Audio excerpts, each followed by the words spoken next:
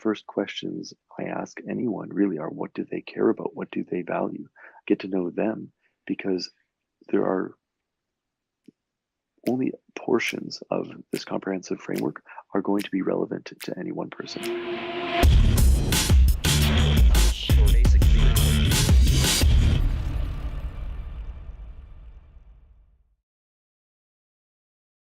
So my name is Alan. I live in Vancouver, Canada. I'm a professional engineer, management consultant. Did that for about 10 years. Full-time dad now as of late 2016. And growing a new consultancy called Sentient Future Consulting.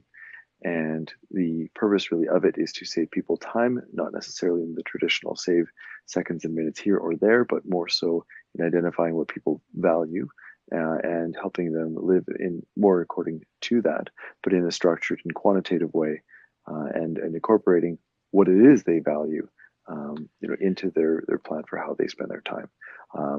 I find when you know yourself so well, then those goals then pull you towards them, as opposed to necessarily needing to force yourself to be more efficient on something you don't want to do in the first place. Yeah, and I'm super excited that this is fully up and running, because I believe last year on Anchorthon, you're still in kind of like the pre-production phase, kind of putting together the system and programming how you want to look. Mm-hmm. And then I don't remember if it was like mid Q2 of last year, you started releasing betas of the template out to some of us who've been a part of the journey in the beginning there. Yep. And got some feedback from us and kind of let us see what it's going to look like. And honestly, it's slightly intimidating, but once you explain things, it made a lot more sense. And then where it's at now, and then seeing progress reports on how much time you're saving people, like you said, by not participating in things that are low value added to their lives already, and just how much that's freed up things. Thank you. Well, I mean, your feedback has been invaluable, as your friendship has too. So I really appreciate your time, and obviously being here on your podcast for the 15 minutes we've got. And you're right, June 2018 here, I released version 2.0 of what I call the sentient process network theory. And it combines a variety of different disciplines, namely engineering and psychology and um, and operations research, and a variety of different fields, to see what we can really learn or understand from that, or from their intersection. And what it comes down to, I guess, some of the most notable outcomes of this work, which is a fairly sort of comprehensive map of what I see as the human condition. What comes from it is that empathy and a lot of the virtues that we think about are simply practical. They're not just, being a nice person. They increase the love that people have for you, the trust that they have in you, or the joy that they have because you are in their life or because you influence them. That increases the likelihood that they'll work with you in future. Division of responsibilities with complementary strengths means that shared goals are done more efficiently, more effectively. You accomplish more of what you want simply by being nice to other people and giving to them first. That selfless behavior in the short term is identical to selfish behavior in the long term. That is how you get yourself as far as you want to get on whatever your goals are. And basically it outlines why that is true, and why some of the math points to why it is true. And it reinforces some of the be a good person mantras that I think people are warming up to, but it gives some solid reasons why. And that actually allows you to plan exactly, or rather intentionally, right? Because that's really at the core of what I'm trying to do, is help people live intentionally according to their values. It really gives people a way to dissect that and understand why, and customize how they're going to spend their time that suits them and their context and where they're going and where the people that they care about are going. So it's actionable in that sense, as opposed to necessarily a rah-rah, which is, there, and the motivational stuff is there. I mean, that's all very well and fine. And similarly, uninspired time hacks, are effective, but if they're uninspired, you're not necessarily going to act on them. So it's really trying to marry a lot of these different fields, and it's really at that intersection that we see something new, and that has allowed me to help a lot of people this year. So yeah, I'm happy. It's a lot of work has been done, but a lot of work obviously lies ahead. So do you know what your total net score is for total time saved across all Yeah, your clients this year? it is just shy of 80,000 hours, which is over 9 years. And to be honest, like, so I ask my clients this question at the end of every time that I work with them. Um, how much life in terms of life expectancy, or how much time in terms of life expectancy would you need to receive, assuming you could receive more, to be willing to forget our time together? Right? That gives that the answer to that is how much of someone's life, in terms of what they subjectively value, um, was our time, was our conversation worth to them. Mm. I look at time as our universal currency. I won't go into that too much now, but everything can be tied back to that. And so that's how I measure the effectiveness or the success of my own life, is how much, what value in terms of other people's lives do they attribute to by helping them. And so the sum answer across the different clients that I've had in 2018 has been over 9 years of their lives. And what that has meant, just as a quick aside, is that has made up the 6.5 year deficit that I started the year with, the 55,203 hours that I had looked back on my life, and that had not been scheduled for me. I wanted to reduce that deficit to pay that debt back to make up for it. So I've done that. So I can say confidently that now that I have lived a fully intentional life, I continue to schedule and track 100% of my time and attention. And now I am 2.5 years or so into creating this 80-year surplus, which is my second life goal, to live a fully given life, to give the equivalent of a lifetime to other people, per their reporting, for what they value, by helping them eliminate the stuff from their life that they don't care about. So We talked that's about kind it of, before, but I definitely want to. Oh, go ahead. I'm sorry. yeah, no, I'm done. Yeah. Okay. So I know we talked about it before, but I want to revisit it because I don't remember the specifics of the answer. So when it comes to living a fully intentional life, and you're mapping all the different responsibilities and things that we have value, and then assigning time principles to those to make sure that we're using time the way that we intend to, versus kind of spending time foolishly, correct? In a way that we will not regret. Right. So in that model, how do you fit in ambiguity and things like spontaneity?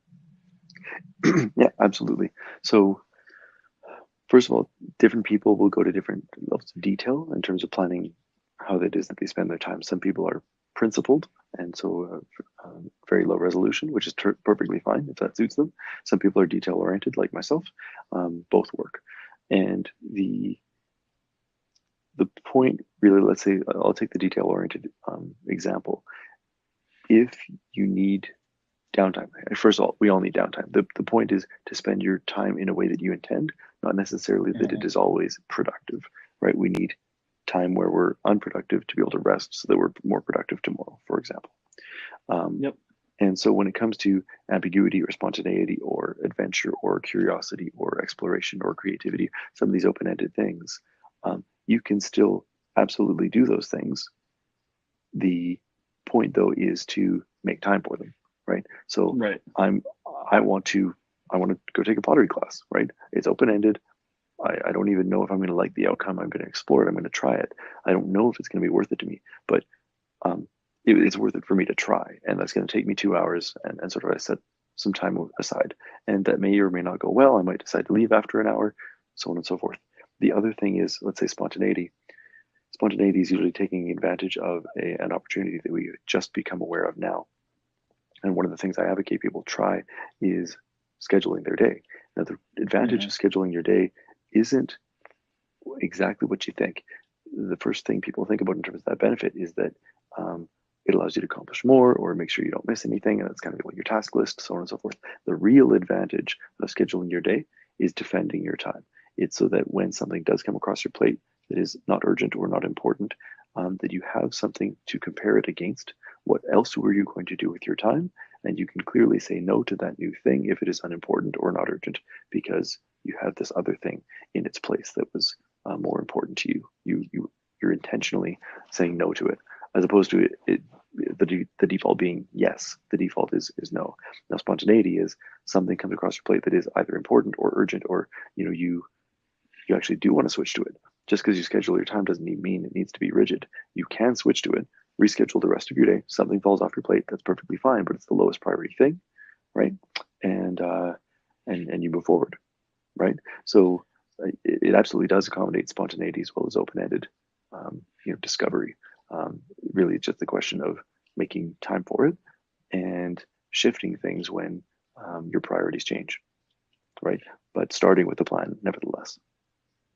Yeah, because like I really wanted to work with you and see how this program plays out, but I've always been nervous, um, for one, the level of accountability and self scrutiny of where am I actually wasting time, because I know I do it quite a bit, and two, um, one of the things that I feel that I might be one of my biggest strengths is the ability to find these unique opportunities, um, within moments that most people can't see them Mhm. necessarily, and how it relates to my personal function, and Right. then have the bandwidth to participate in those.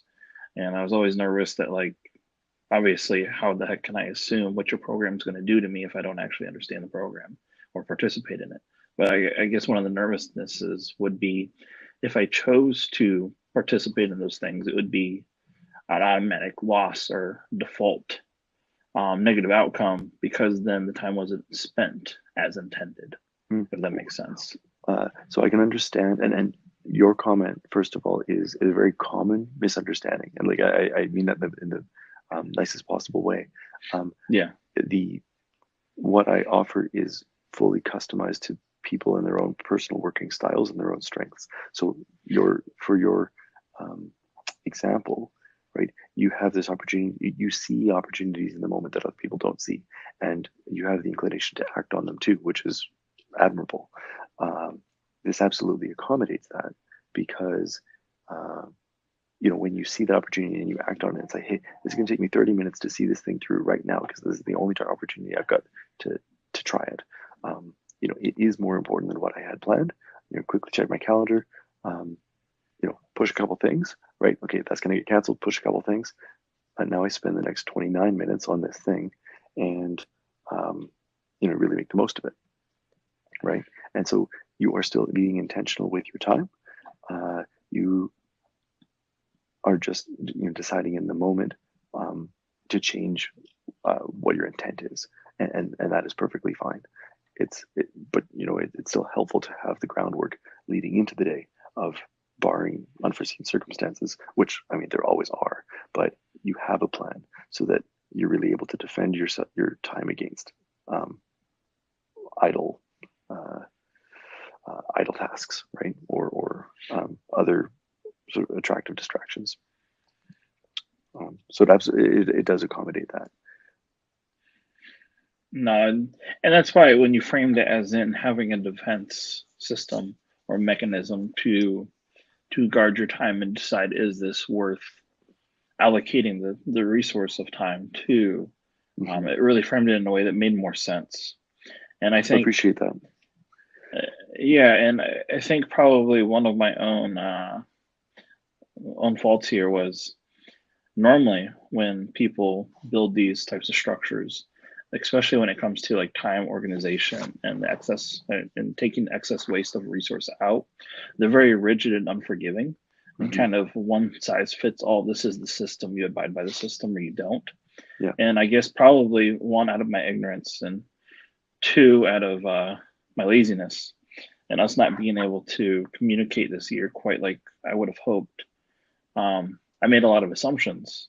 And probably people who've only been watching from afar have probably been making a lot of assumptions on this being a one size fits all program. And it sounds like you've done much diligence to make sure it's actually the complete opposite, and that anybody can participate at whatever level that they're either comfortable or need to, which Um, is highly unique, especially in your space of advanced engineering like you're doing. um, well, I really appreciate the kind words, and certainly I think your feedback is extremely valid. I mean, those are the first impressions because every experience we've had with different ideas or systems thus far, I completely agree with you. They are of that nature. They seem overly rigid. They seem inflexible, and that's not really the case here. What I've tried to build is something where it is comprehensive to the point where the first questions I ask anyone really are, what do they care about? What do they value? Get to know them, because there are only portions of this comprehensive framework are going to be relevant to any one person. Not all of it is relevant to everybody all the time, but Mm-hmm. let me understand what your needs and wants and desires and ambitions are first, right? And then let's figure out what's relevant to you in that sense. And it was hard. It still is hard, right? To build something that it's not one size fits all. One. It's like really one tool can be tailored to all. Does that make sense? Mm-hmm. No, absolutely. Yeah. So one of my questions, it's kind of been a common question I've been asking a lot of people Sure. when we're talking about identifying someone's values and what they find valuable and all that. What happens if you have somebody who doesn't know because they haven't spent any time thinking about it, or life's just affecting them in the way to where they're kind of giving up on self ambition and self, this is important to me. Like, what process do you take them through in identifying what's important to them? Absolutely. Because Well, I know for myself, like the last 6 years, what I thought was important to me has completely changed the more and more I got to know myself. mhm. And honestly, that's great. And you're, I hope you're at a point now where you are comfortable with what you value, but that too will change with time, different phases of our life, so on and so forth. We learn more, we grow more wise. But let me preface the answer with um, most people have not thought about what they value. Never mind, defining it or writing it down or incorporating it, integrating that into any sort of decision making that they do. Typically medium to large size decisions. So if anyone's sort of listening to this, you're not alone. Most people aren't there. But the process that I would typically go through if someone has never thought about it is, well, let's think about the different experiences you've had in your life, whether it's different jobs, whether it's different social events, whether it's different communication with different family members, different hobbies you've tried, different forms of entertainment you've watched, and let's try to tease apart in those different contexts what you have and have not enjoyed about that. When you do that across 10, 15, 20 different types of experiences that someone has had, you start to see common threads. Geez, 4 or 5 times this thing you have enjoyed this same thing across these different aspects or different things you've tried. Those common threads of things that you've enjoyed, those are really good hints as to what it is that you value. You feel perhaps attracted to those types of things before, but you've never given quite a lot of thought as to why. It's been a subconscious thing. The point really is to bring it to a conscious level, write it down, apply some weights to it, such that when you make decisions about how you spend your time in the future or what you want to go do, you're really able to compare options against how well they map to your values, in sort of a systematic and structured way. So the short answer is to think about the pros and the cons, or the things you've enjoyed and have not enjoyed about prior experiences, and looking for the common threads.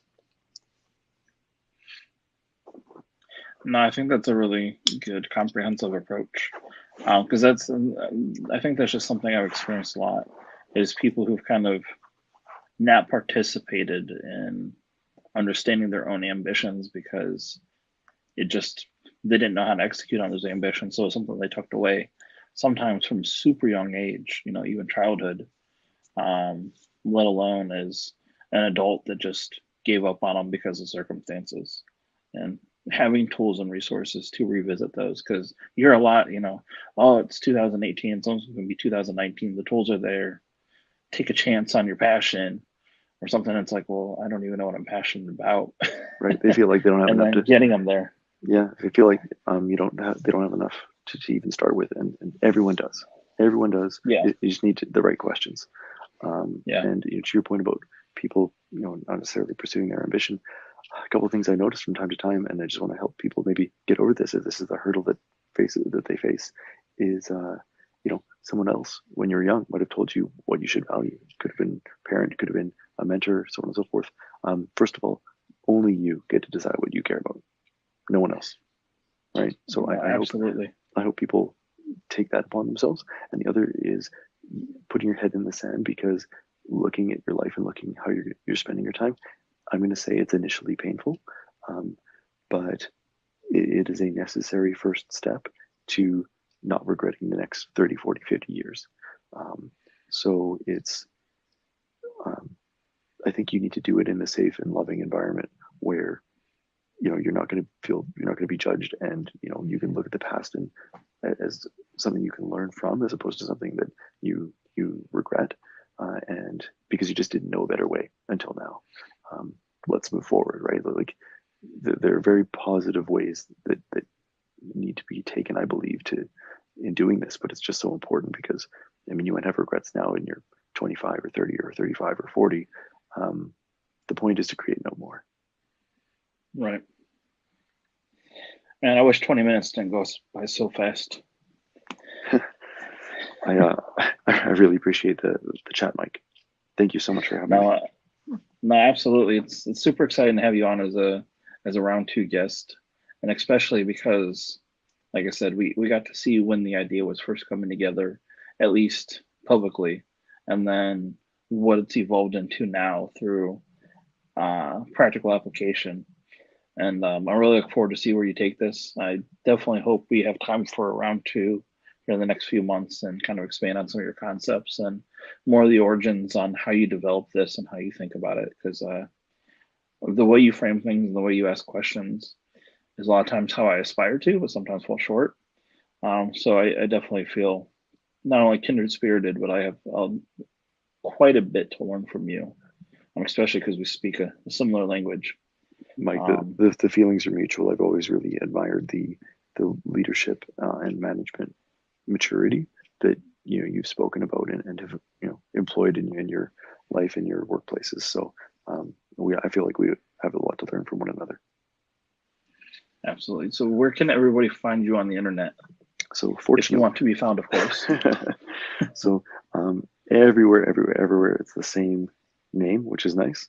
It's Sentient Future. So SENTIENT Future. That's on Instagram and Facebook and Twitter and YouTube here and there, IGTV, Anchor. Just trying to be where people want to be, and speaking to them in a way that I hope is value added in each of those spaces. No, it's definitely value added, and if they don't see it, then they need to probably do a slight ego check and listen to what you're saying instead of doing what I was doing and interpreting what you were saying for our past experiences of what might happen. And do you know what? That is good feedback for me too, because it means I could be better at communicating the messages. And so I will do that better. Thank you. And honestly, I don't even think it's that. I think it's me being someone who I feel is highly driven and not wanting to be exposed for what I know I could be doing better versus the story that I tell myself, and not being ready for that level of accountability, or at least telling me a story that level of accountability could somehow hinder what I'm doing. Because I've actually had a similar conversation with a couple other of my friends, Mm-hmm. and people that I do look up to or ask questions of And a lot of my avoidance of them or their programming or their thought processes have been 100% about me trying to hide myself so that way I didn't have that level of accountability in my daily life. And that's probably why I'm 31 still dealing with the same problems that I was dealing with when I was 23. So Sure. I think this is a good opportunity to state that something has to change, and I really hope to communicate and connect with people more like you here in 2019, and make sure that I don't relive those same mistakes, and as you would put it, regret the future the same way that I regretted the past. Well, thank you, very much. And yeah, I mean, accountability is one of those things that, let's put it this way, no one I work with is ever accountable to me. They're accountable to themselves. And I'm really a friend with them on that journey, because you know your own truth. You know how you spend your time. You know whether you regret it or not. It's the relationship you have with yourself, right? Has nothing to do Yep. with me. No, absolutely. So Well, I really appreciate your time. yeah, We're definitely going to stay in touch this year more than we did so last year. thanks so much, Mike. Thank you again. And yeah, stay well. Very yeah, I hope you had a great holiday season and a happy New Year. No, thank you. Absolutely. You too. Happy New Year, man. Okay, take care. Thanks.